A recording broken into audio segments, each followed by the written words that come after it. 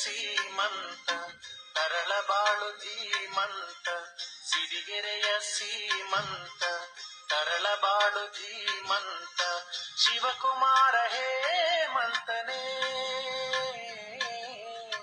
ಶಿವಕುಮಾರ ಹೇಮಂತನೇ ವಂದನೆ ವಂದನೆ ನಿನಗೆ ಅಭಿವಂದನೆ ವಂದನೆ ವಂದನೆ ನಿನಗೆ ಅಭಿವಂದನೆ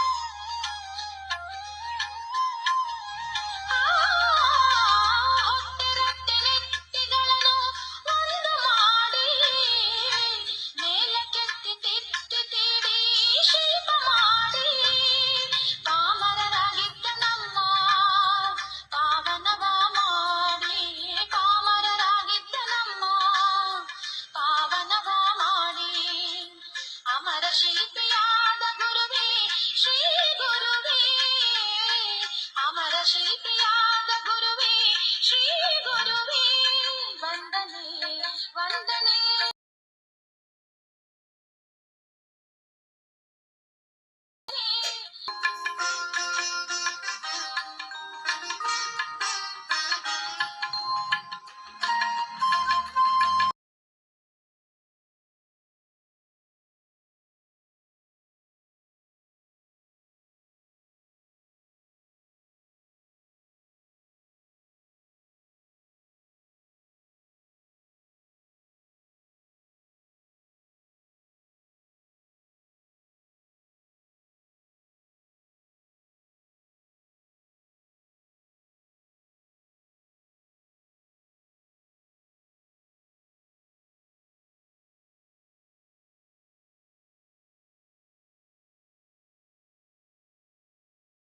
ಪ್ರೀತಿಯ ವಿದ್ಯಾರ್ಥಿಗಳೇ, ಈ ದಿನ ನಮ್ಮ ತರಗತಿಯಲ್ಲಿ ವಿದ್ಯಾರ್ಥಿಗಳಿಂದಲೇ ಒಂದು ಚಟುವಟಿಕೆಯನ್ನ ಮಾಡಿಸ್ಬೇಕು ಅಂತ ಅನ್ಕೊಂಡಿದ್ದು, ನಾವು 10ನೇ ತರಗತಿಯ ಮೊದಲ ಪದ್ಯವಾದ ಸಂಕಲ್ಪ ಗೀತೆ ಆ ಪದ್ಯವನ್ನ ನಾವು ಆಯ್ಕೆ ಮಾಡಿಕೊಂಡು ಆ ಪದ್ಯವನ್ನು ಬರೆದಂತಹ ಕವಿಯಾದ ಡಾಕ್ಟರ್ ಜಿ ಎಸ್ ಶಿವರುದ್ರಪ್ಪನವರ ಒಂದು ಸಂದರ್ಶನ ವರದಿಯನ್ನ ಒಂದು ವಾಹಿನಿಯ ಮೂಲಕ ಹೇಗೆ ನಾವು ಮಕ್ಕಳು ಮುಂದೆ ಪ್ರಸ್ತುತಪಡಿಸಬಹುದು ಅನ್ನೋದನ್ನ ನಾವು ಈ ತರಗತಿಯಲ್ಲಿ ತಿಳ್ಕೊಳ್ಳೋಣ.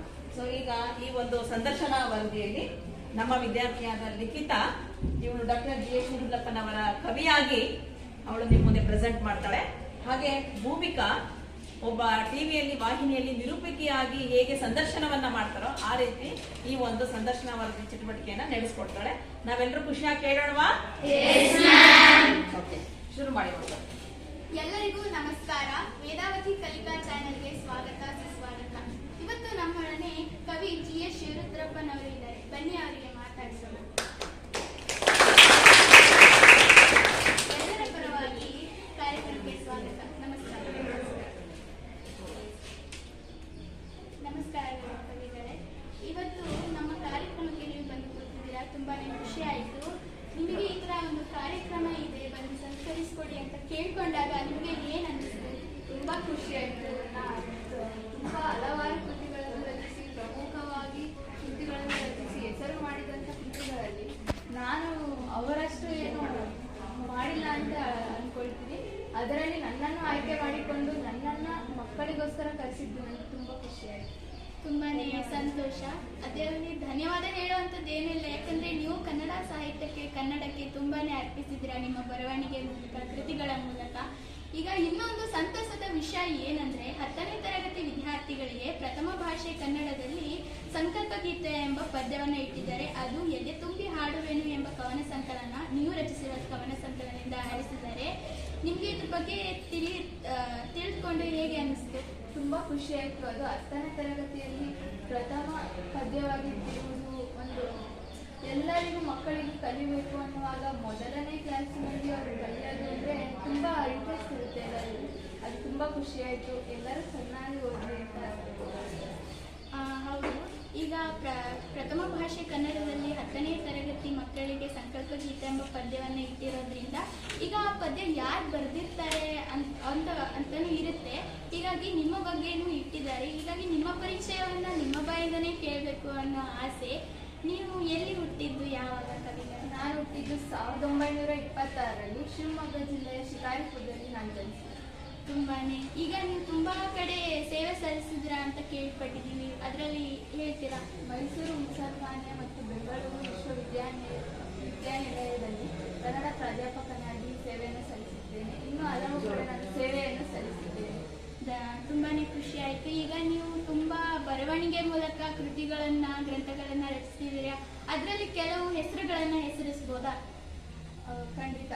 ದೀಪದ ಹೆಜ್ಜೆ, ಅನಾವರಣ, ಒಲವು ಚೆಲುವು ಒಲವು, ಮಾಸ್ಕೋದಲ್ಲಿ 22 ದಿನಗಳು, ಸೌಂದರ್ಯ ಸಮೀಕ್ಷೆ, ಇಂಥ ಹಲವಾರು ಕೃತಿಗಳನ್ನು ನಾನು ರಚಿಸಿದ್ದೇನೆ. ಇಷ್ಟೊಂದು ಕೃತಿಗಳನ್ನು ರಚಿಸಲಿಕ್ಕೆ ಕವಿಗಳಿಗೆ ಮಾತ್ರ ಸಾಧ್ಯ. ಒಂದು ಕವಿಗಳಿಗೆ ಚಪ್ಪಾಳೆ ಬರಲೇಬೇಕು. ಈಗ ಇಷ್ಟೊಂದು ಕೃತಿಗಳನ್ನು ರಚಿಸಿದ್ದೀರಾ ಅಂದಮೇಲೆ ಇದೊಂದು ಸಾಧನೆ ಅಂತ ಹೇಳ್ಬೋದು. ಈ ಸಾಧನೆಗೆ ಕೆಲವು ಪುರಸ್ಕಾರ, ಕೆಲವು ಪ್ರಶಸ್ತಿಗಳು ಲಭಿಸಿರುತ್ತೆ ಅಂತ ಅನ್ಕೊಂತೀವಿ. ಅದರಲ್ಲಿ ಕೆಲವು ಹೆಸರಿಸ್ಬೋದಾ? ಕಾವ್ಯಾರ್ಥ ಚಿಂತನ ಕೃತಿಗೆ ಕೇಂದ್ರ ಸಾಹಿತ್ಯ ಅಕಾಡೆಮಿ ಪ್ರಶಸ್ತಿ, ಪಂಪ ಪ್ರಶಸ್ತಿ, ರಾಷ್ಟ್ರಕವಿ ಬಿರುದು, ನಾಡೋಜ ಪ್ರಶಸ್ತಿ, ಇಂಥ ಹಲವಾರು ಪ್ರಶಸ್ತಿಗಳು ನಮಗೆ ಸಲ್ಲಿವೆ. ಇಷ್ಟೊಂದು ಪ್ರಶಸ್ತಿಗಳು ಲಭಿಸಿದೆ. ತುಂಬಾನೇ ಖುಷಿ ಆಯಿತು. ರಾಷ್ಟ್ರಕವಿ ಎಂಬ ಬಿರುದು ಕನ್ನಡಿಗರಿಗೆ ತುಂಬಾನೇ ಹೆಮ್ಮೆಯಾದ ವಿಷಯ.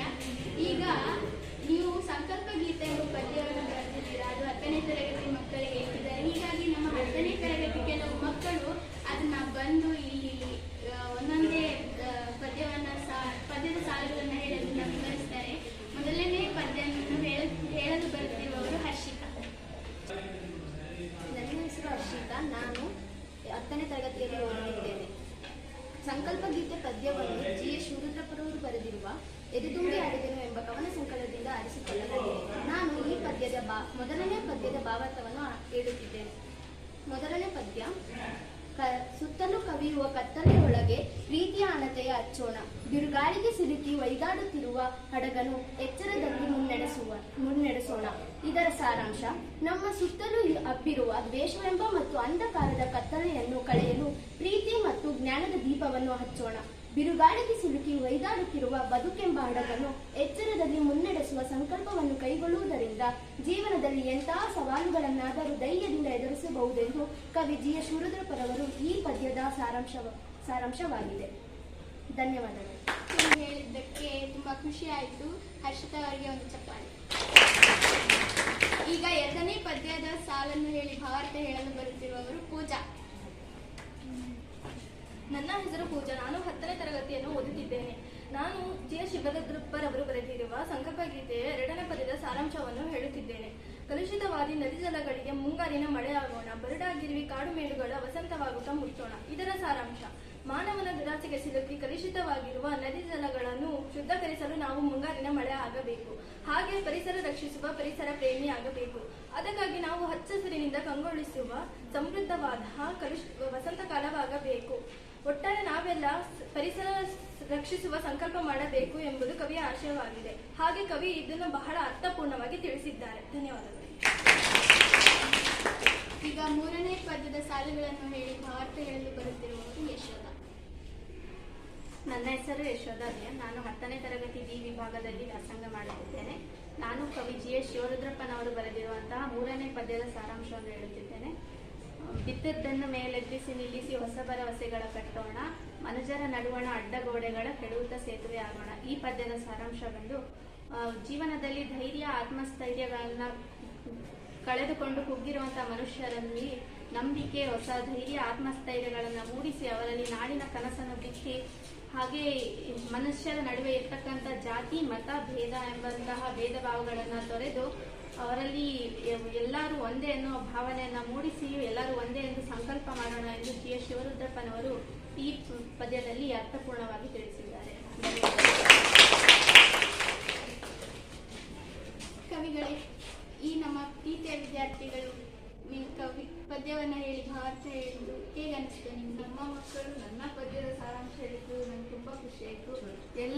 ಒಳ್ಳೆಯದಾಗಲಿ ಮಕ್ಕಳು. ಇನ್ನೂ ಚೆನ್ನಾಗಿ ಕನ್ನಡವನ್ನು ಕಲಿತು ಇಂಗ್ಲಿಷ್ ಭಾಷೆಗಿಂತ ಕನ್ನಡ ಬೆಳೆಸಿ ಅಂತ ಕೇಳ್ಕೊಳ್ತೀನಿ.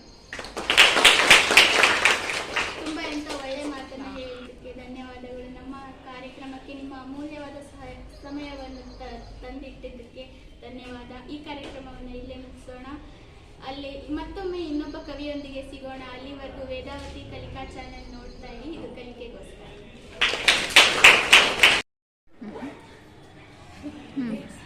ಪ್ರೀತಿಯ ವಿದ್ಯಾರ್ಥಿಗಳೇ, ಈಗ ನೀವು 10ನೇ ತರಗತಿಯಲ್ಲಿ ಬರುವ ಮೊದಲ ಪದ್ಯ ಸಂಕಲ್ಪ ಗೀತೆ, ಆ ಒಂದು ಪದ್ಯವನ್ನ ನಮ್ಮ ಪ್ರೀತಿಯ ವಿದ್ಯಾರ್ಥಿಗಳು ವೃತ್ತಿ ರೂಪಕವಾಗಿ ಅಂದ್ರೆ ನೃತ್ಯದ ಮೂಲಕ ನಿಮಗೆ ಪ್ರದರ್ಶನವನ್ನ ನೀಡ್ತಾರೆ. ನಾವೆಲ್ಲರೂ ಅದನ್ನ ನೋಡಿ ಖುಷಿ ಪಡೋಣವಾ? ಓಕೆ.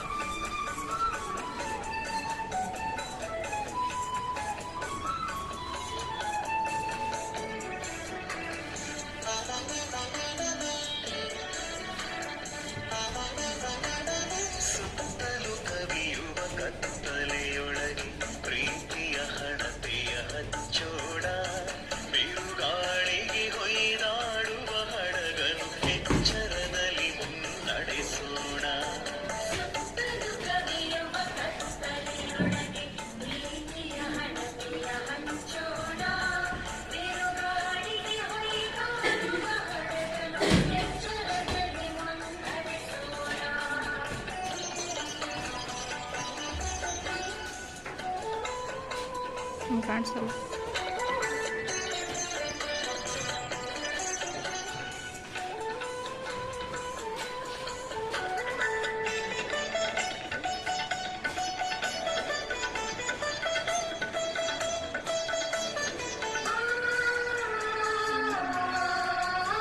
ಕಲುಷಿತವಾದಿ ನದಿ ಜನಗಳಿಗೆ ಮುಂಗಾರಿನ ಮಳೆಯಾಗೋಣ.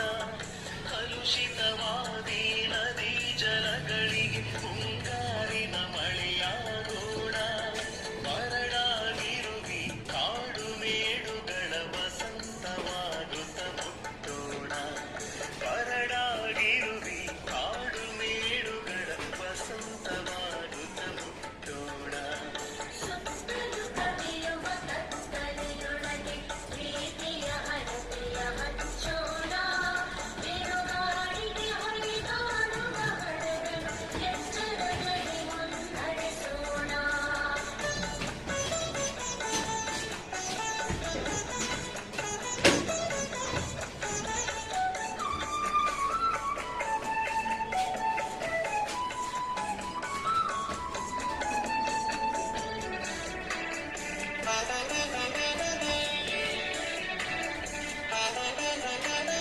ಬಿದ್ದುದನ್ನು ಮೇಲೆಬ್ಬಿಸಿ ನಿಲ್ಲಿಸಿ ಹೊಸ ಭರವಸೆಗಳ ಕಟ್ಟೋಣ. ಬಿದ್ದುದನ್ನು ಮೇಲೆಬ್ಬಿಸಿ ನಿಲ್ಲಿಸಿ ಹೊಸ ಭರವಸೆಗಳ ಕಟ್ಟೋಣ. ಮನುಜರ ನಡುವಣ ಅಡ್ಡಗೋಡೆಗಳ ಕೆಳಗುತ್ತ ಸೇತುವೆಯಾಗೋಣ. ಮನುಜರ ನಡುವಣ ಅಡ್ಡಗೋಡೆಗಳ ಕೆಳಗುತ್ತ ಸೇತುವೆಯಾಗೋಣ. ಪ್ರೀತಿಯ ಹಣತೆಯ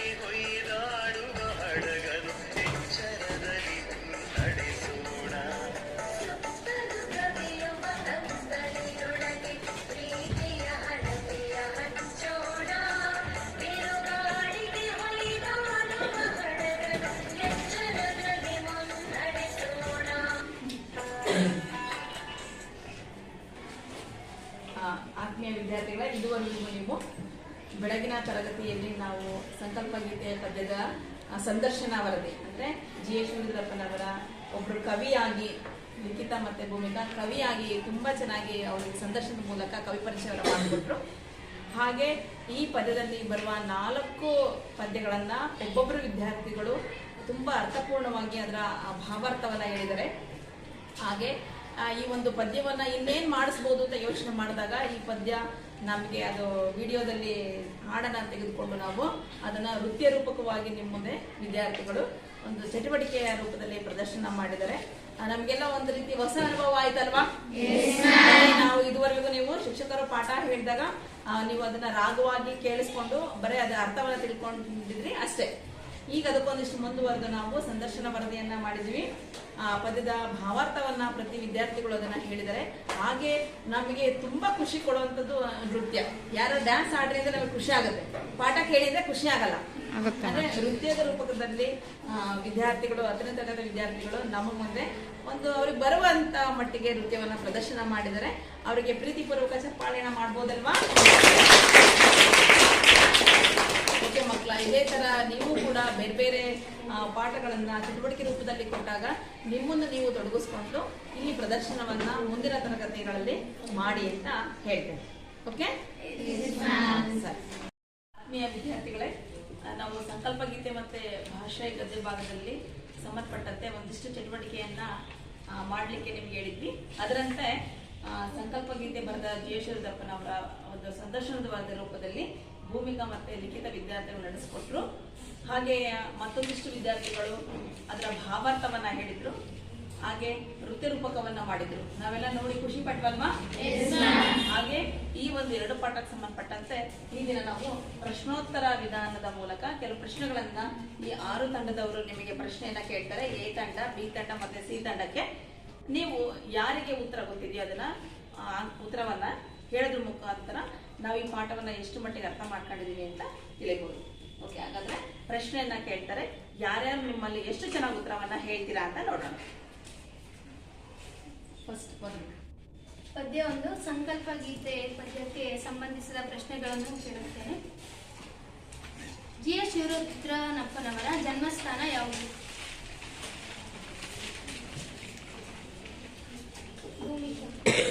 ಶಿವಮೊಗ್ಗ ಜಿಲ್ಲೆಯ ಶಿಕಾರಿ. ಜೋರು. ವಸಂತ ಈ ಪದದ ಅರ್ಥ.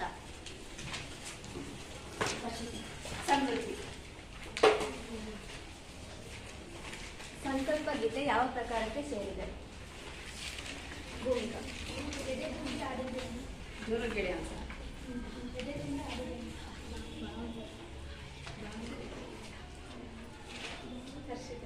ಭಾವಗೀತೆ ಪ್ರಕಾರಕ್ಕೆ ಸೇರಿದೆ. ಸಂಕಲ್ಪ ಪ್ರಕಾರದಿಂದ ಆರಿಸಿಕೊಳ್ಳಲಾಗಿದೆ.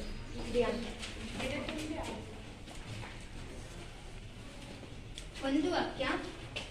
ಯಾವ ಎಚ್ಚರದಳು ಬದುಕಬೇಕಿದೆ? ವರ್ಷಿಣಿ.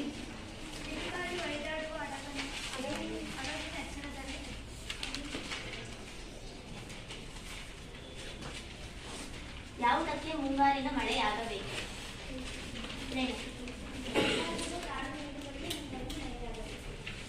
ಜೋರಾಗಿ ಹೇಳಿ. ಭೂಮಿಕಾ. ನದಿ ಜಲಗಳು ಕಲುಷಿತವೆ. ಜಿ ಎಸ್ ಶಿವರುದ್ರಪ್ಪನವರು ಎಷ್ಟರಲ್ಲಿ ಜನಿಸಿದರು? 1976. ನಾಮ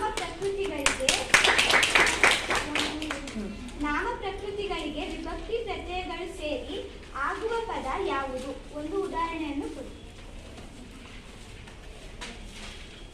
ಪೂಜಾ. ನಾಮಪದ ರಾಮನಂದು. ಸರಿಯಾಗಿದೆ ಉತ್ತರ ಅಂತ ಹೇಳ್ಬೇಕು. ಸರಿಯಾಗಿ. ವ್ಯಾಕರಣ.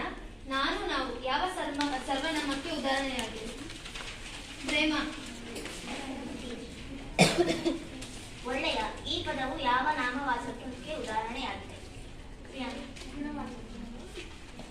ವಾಯ್ಸ್ ಬರಲೇ. ತಂದಿದ ಪದದ ಅರ್ಥ. ಜಯನಗರ. ಸರಿ.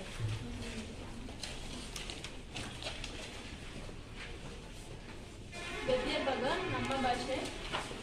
ಅದಕ್ಕೆ ಸಂಬಂಧಿಸಿದಂತೆ ಪ್ರಶ್ನೆಗಳನ್ನು ಕೇಳುತ್ತೇನೆ. ಭಾಷೆ ಯಾವುದಕ್ಕೆ ಸಾಧನವಾಗಿದೆ? ಜೋರಾಗಿ.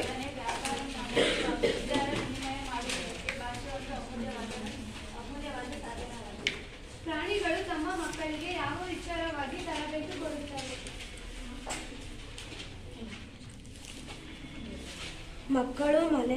ಮಕ್ಕಳಿಗೆ ಮೊರೆ ಇಡುವ ಎಲ್ಲ ಪ್ರಾಣಿಗಳು ಚಲನವಲನಗಳ ವಿಷಯವಾಗಿ ಆಹಾರ ವಿಚಾರವಾಗಿ ತಮ್ಮ ಮಕ್ಕಳಿಗೆ ಸಹಜವಾಗಿ ತರಬೇತಿಯನ್ನು ಕೊಡುತ್ತದೆ. Very good. ಕನ್ನಡಕ್ಕೆ ಪರ್ಷಿಯನ್ ಶಬ್ದಗಳು ಯಾವಾಗ ಬಂದವು?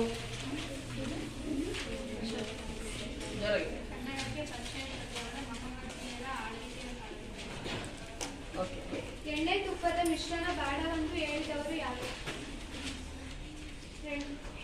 ಎಣ್ಣೆ ತುಪ್ಪದ ಮಿಶ್ರಣವನ್ನು ಬೇಡವೆಂದು ಹೇಳಿದವರು ನರಸೇನ. ಪದಗಳ ಅರ್ಥ: ಕನ್ನಡ ಡ್ಯಾಶ್ ಭಾಷಾ ವರ್ಗಕ್ಕೆ ಸೇರಿದೆ.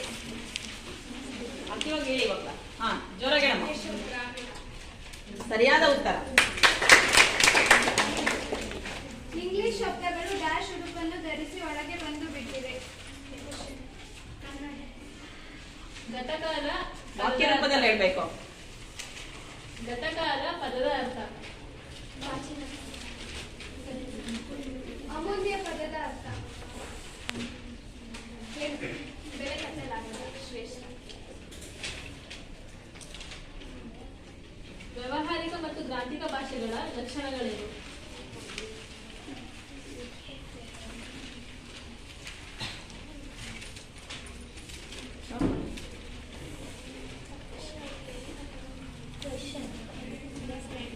ಅವರ ಜನ್ಮಸ್ಥಳ ಯಾವುದು? ಕೇಳೋದು. ದಕ್ಷಿಣ ಕನ್ನಡ ಜಿಲ್ಲೆಯ ಪುತ್ತೂರು ತಾಲೂಕಿನ ಕಬತ ಗ್ರಾಮದವರು. ಈಗ ಪೂರ್ತಿ ಪರಿಚಯ. ಎಂ ಅರಿಯಪ್ಪ ಭಟ್ಟರವರ ಕೃತಿಕಾರರ ಪರಿಚಯ ಸ್ಫೂರ್ತಿ.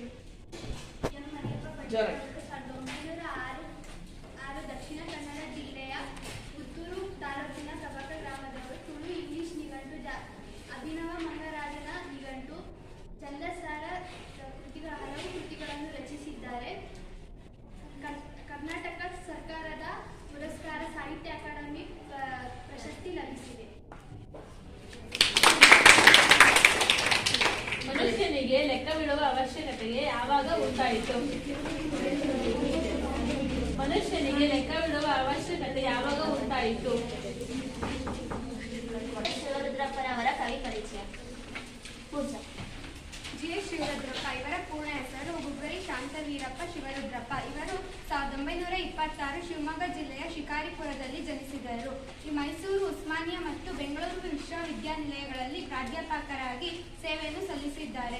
ಇವರು ಸಾಮಗಾನ, ಒಲವು ಚೆಲುವು, ದೇವಶಿಲ್ಪ, ದೀಪದ ಹೆಜ್ಜೆ ಮತ್ತು ವಿಮರ್ಶೆಯ ಪೂರ್ವ ಪಶ್ಚಿಮ, ಮಾಸದಲ್ಲಿ 22 ದಿನಗಳನ್ನು ಮುಂತಾದ ಕೃತಿಗಳನ್ನು ರಚಿಸಿದ್ದಾರೆ. ಇವರಿಗೆ ನಾಡೋಜ ಪ್ರಶಸ್ತಿ, ಪಂಪ ಪ್ರಶಸ್ತಿ ಮತ್ತು ಗೌರವ ಡಿಲೀಟ್ ಪ್ರಶಸ್ತಿ ದೊರಕಿದೆ. ಡಿಲೀಟ್ ಎಂದರೆ ಡಾಕ್ಟರ್ ಆಫ್ ಲಿಟರೇಚರ್.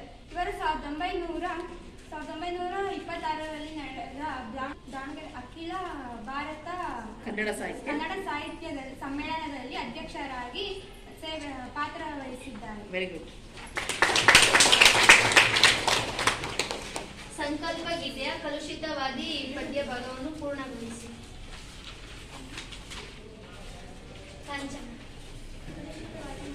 ಜೋರಾಗಿ. ಕಲುಷಿತವಾಗಿ ನದಿ ತೀರಗಳಿಗೆ ಮುಂಗಾರು ಮಳೆಯಾಗೋಣ, ಬರಡಾಗಿರುವ ಕಾಡು ಮೇಲಗಳ ವಸಂತವಾಗುತ್ತ ಹುಟ್ಟೋಣ. Very good, very good. Next ಪದ್ಯ. ಮತಗಳೆಲ್ಲವೂ ಎಂಬ ಪದ್ಯ ಭಾಗವನ್ನು ಪೂರ್ಣಗೊಳಿಸಿ. ಹೇಳೋದು ಪೂರ್ತಿ ಜೋರಾಗಿ. ಮತಗಳೆಲ್ಲವೂ ಪದಗಳು ಎನ್ನುವ ಹೊಸ ಎಚ್ಚರಗಳು ಬದುಕೋಣ, ಸಂಶಯಗಳು ನಾಡಿನ ಕನಸನು. ಓಕೆ, ಈಗ ಎಲ್ಲರೂ ಒಂದ್ಸಲ ಪದ್ಯನ ರಾಗವಾಗಿ ಹೇಳೋಣವಾ? ಎಲ್ಲರೂ ಚೆನ್ನಾಗಿ ಹೇಳಿ. ಓಕೆ, ಕತ್ತುಬೆನ್ನೂರಿನ ಸ್ಟಾರ್ಟ್. ರೆಡಿ? 1, 2, 3 ಸ್ಟಾರ್ಟ್. ಸುತ್ತಲೂ ಕವಿಯುವ ಕತ್ತಲೆಯೊಳಗೆ ಪ್ರೀತಿಯ ಹಣತೆಯ ಹಚ್ಚೋಣ, ಬಿರುಗಾಳಿಗೆ ಹೊಯ್ದಾಡುವ ಹಡಗನ್ನು ಎಚ್ಚರದಲ್ಲಿ ಮುನ್ನಡೆಸೋಣ. ಕಲುಷಿತವಾದಿ ನದಿ ಜಲಗಳಿಗೆ ಮುಂಗಾರಿನ ಮಳೆಯಾಗೋಣ, ಬರಡ